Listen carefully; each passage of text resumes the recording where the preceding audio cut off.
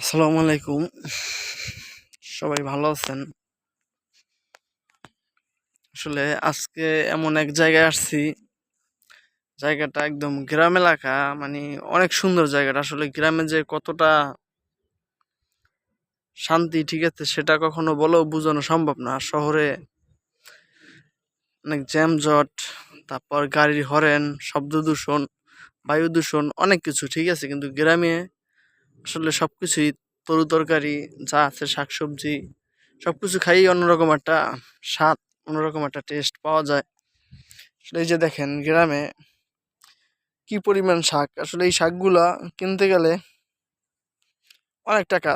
প্রতি মুঠো 10 টাকা থেকে 20 টাকা কইরা মুঠো কেনা লাগে, অল্প কয়টা, কিন্তু এখানে এত পরিমাণ হইছে বলার বাহিরে।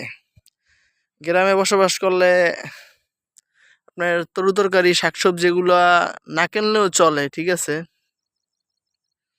আর শহরে বিশেষ করে এগুলা 10 টাকা, 15 টাকা, 20 টাকা কইরা শাক কেনা লাগে। মানে এগুলা ঘাস, এগুলা কিন্তু একটা শাক, এটা হেসি শাক।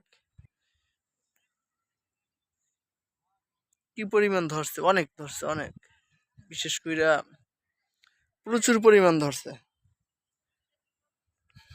জায়গাটা এত সুন্দর, অনেক সুন্দর জায়গাটা। আসলে যেদিকে তাকায় খালি সবুজ সবুজ আর সবুজ। আলু চাষ করে এখানে, তারপর টমেটো, বেগুন। এই যে আমাদের সামনে যেটা আছে এটা হলো বেগুন ক্ষেত। এই যে হেঁচি শাক প্রচুর পরিমাণ, প্রচুর পরিমাণ ধরছে। এই যে এটা হলো বেগুন ক্ষেত, এখানে প্রচুর পরিমাণ বেগুন ধরছে। ওই সামনে আছে যে পেঁয়াজ ক্ষেত, ওই যে সামনে পেঁয়াজ ক্ষেত।